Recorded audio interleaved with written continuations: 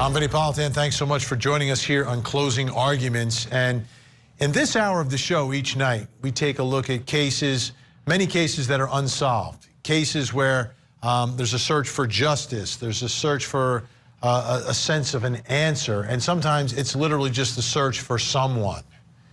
And tonight we're going to start with a case that has not been getting the coverage that it needs and it deserves. And there are so many cases out there, unfortunately. This one struck a nerve with a lot of folks here at Court TV. It's about a little boy named Codi, just 4 years old, reported missing by his dad.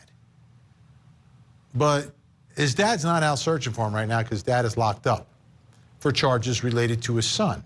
Not his disappearance, but child neglect. And once you see a picture of this little boy, I don't know how anyone could neglect him. How could anyone neglect this little guy? I mean, super cute. He's at that age, 4, where you know, a little child is becoming like has that personality that's coming out, and they're becoming real people. It's amazing to watch, and how you could ignore that or neglect that is beyond me. But those are the charges against the father. Zach Dahlheimer from our great affiliate in Norfolk, Virginia, WTKR, has more tonight in the story and the search for Codi Bigsby. The emotional toll it's there. Since day one. It's been rough, mentally and physically. Paige Fuller. Rain, shine, cold, warm. Has been searching. When we're down here all day. For 4-year-old Codi Bigsby. Anywhere that we get a tip that somebody thinks needs to be searched, we're there searching it. Reported missing 2 weeks ago. It's honestly changed me as a person. I feel like I'm a better person. It makes me not take what I have for granted. It's a 4-year-old out here missing. I personally don't have kids, but he's 4 years old. Volunteer searchers like her in Mahogany Walden combing through different areas of the city, hoping to find any signs that could bring Codi home. People have come today from as far as Gloucester and have said, you know, it's just in my heart to help you guys search. We just want to make sure that we're being as thorough as possible. We're following all leads. While staying positive. Waking up every day with Codi on your mind, you know, seeing his face, knowing that he's out there somewhere, knowing that he deserves to be at home. I think that we all have to consider what we might be able to do that's helpful. Hampton Police Chief Mark Talbot encouraging searchers to keep going. I believe that the number of people that have decided on their own to traipse about in the woods and dig through marshes and all these other things, you know, God bless them. Meanwhile, Walden and others are getting the word out about a petition to create a new alert called the Codi Alert, an alert for missing children who don't qualify for an Amber Alert. Another alert, we don't see how that would hurt. We feel that it would help. Even up to 2 or 3 days ago, people are still saying, oh, well, I didn't know he was missing. How can you live not even 5 miles from where it happened and you still don't know? But it has to be something out there that can alert these people. They also hope more will join them to look for any clues. Until Codi is found, you know, it doesn't matter how long it takes. We need to be out here as a community and looking for him. I told you, you saw his face, right? I mean, and again, his dad's locked up for child neglect. How could you neglect or ignore that child? I don't know how you could.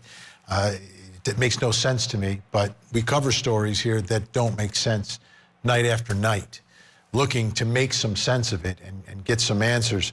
The other part she was talking about, it makes a lot of sense. I mean, we all carry these, right? And I get the Amber Alerts all the time on here. And you know, if you're on the road, you're in the passenger seat, you're able to look at it and see, okay, yeah, well, let's keep an eye out for that white sedan that they're looking for or whatever. I get it. But there's got to be a way for missing children also, that we should all be alerted, at least within a reasonable radius of where all this is happening. I mean, let's use the technology, folks. We all got this, right?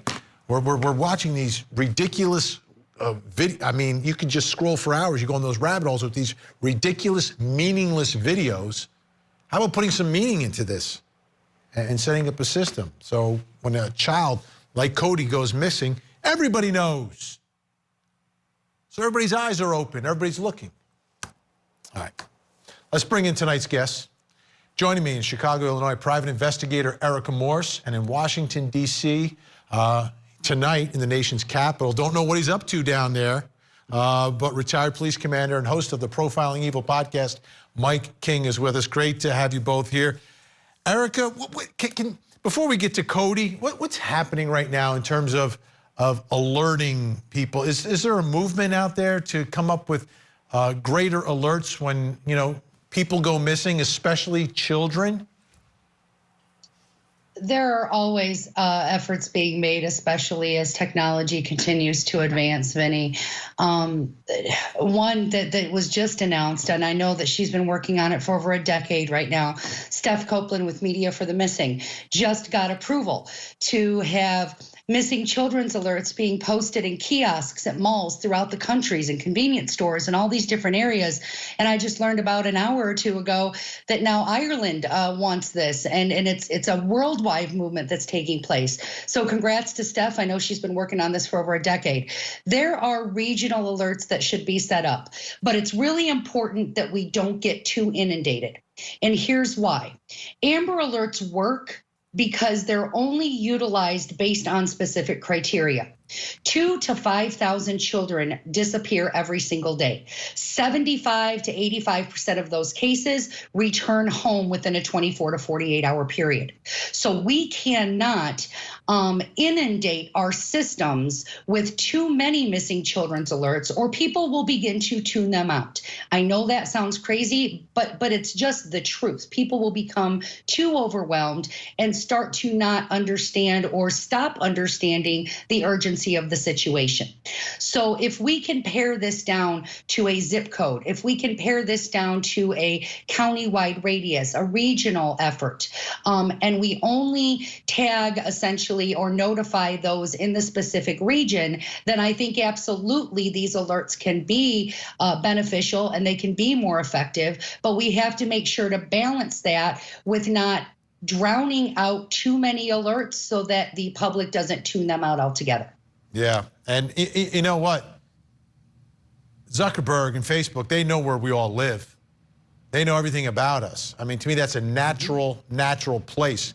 And they on their own should take the initiative because they have all that information on us. And so do the guys who make these phones, by the way.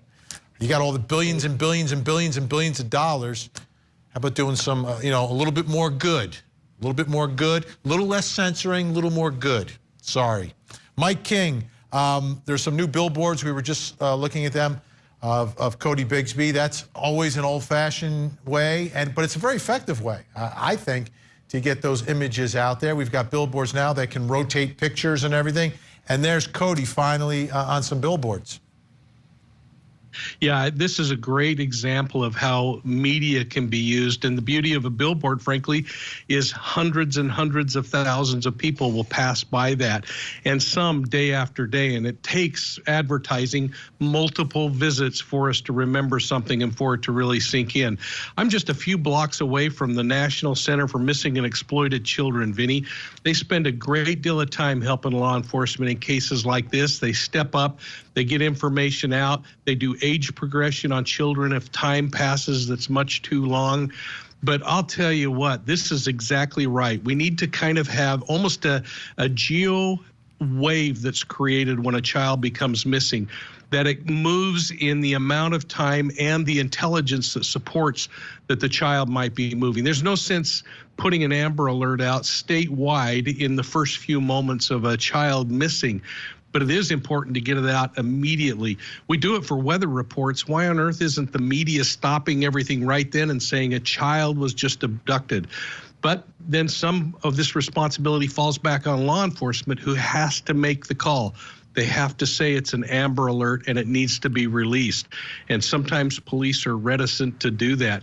But I'll tell you what, I gotta tip my hat to this police chief, because I've seen something in this case that I haven't seen in a lot of cases that we've talked about on this show, Vinny, and that is a police chief who is empowering and embracing the community to help him search. Just a few years ago in this very city, a child disappeared and police wouldn't use the help from the public. I think they learned a lesson because they're putting these people to work, and people want to help. They want to do exactly what you've been talking about. Absolutely. And this is a chief who, you know, the community at first was kind of going after the chief here because of the Amber Alert situation, that this case didn't qualify for an Amber Alert, and there was a little scene at a public meeting. Let me show you what happened. I've reached out to a number of these folks and made sure that they were aware of, from the very first day, what was happening. Activate the Codi alert. Activate the Codi alert. Activate the Codi alert. Activate the Codi alert. Activate the Codi alert. Activate the Codi alert. You want a distraction? This is a distraction. We've been out here for 9 days straight. Why you want to sit here and call somebody a distraction? This is what you call a distraction. Don't touch me, playboy. So this is what you want to call a distraction. Y'all want to sit up here on your throne, act like y'all better than everybody. We went out here for 9 days straight. It'll be 10 days tomorrow. I bet you won't be out there then. Y'all sitting up here acting like everything all right. This is you need to go, you need to go, you need to go. And chief, you brought you keep going out too. Everything ain't got to be politically correct. When y'all talk about some cold, imagine how Cody feels. Y'all talk about some rain, imagine how Cody feels. You want to talk about y'all know about your phone calls y'all had? We voted your ass in. And we gonna vote your ass out.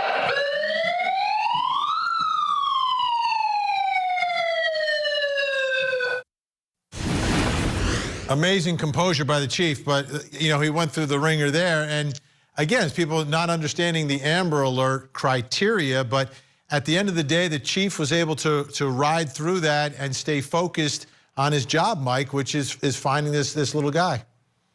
Exactly. I mean, what restraint, and that is the cool thing about our country, is that someone can go in and disrupt a meeting like that and not be thrown to the ground. It's, in my opinion, inappropriate way to get across the point. But hallelujah, we have a country that allows someone to do that. And then leaders that are sitting in the saddle that aren't shaken by that and allow them to do their thing and then get back to business, which this chief has said over and again, and including during times when they've had problems with this case and things that the investigators have done, where he's said these distractions are stopping us from bringing this little tyke home. Eric, I want you to take a listen to the chief again here talking about his focus and his thoughts about, you know, who is suspicious in this case. Mr. Bigsby is the only person that we've found evidence against to indicate we need to continue to pay attention to him in order to find out where Codi Bigsby might be and what may have happened to him. Nothing that occurred has shaken my confidence surrounding whether or not we've paid attention to the right person or whether or not we've missed some key detail. We have not. Erica, there's the chief. I mean, it seems pretty focused on dad. I have sat across from investigators early on in investigations where they have said, this is the person we are looking at. Do not waver. We will follow all of the secondary and tertiary tips to make sure that a thorough investigation is done, but please focus all efforts right here. They know things that the public just doesn't know, and they're not going to share those things to preserve the integrity of the investigation, clearly. But when a law enforcement official comes out and makes such a bold statement, it is because they have irrefutable evidence of some sort that indicates and points to that particular person. And that's where all eyes should be. It will close this case faster. It will hopefully bring a resolution to bringing Codi home quicker. And God bless that community, because I'll tell you, Vinny, I was one of those people 12 years ago, and you are looking at the next generation of victims advocates, missing persons advocates, and up and coming private investigators. Erica Morris, Mike King staying with us when we come back.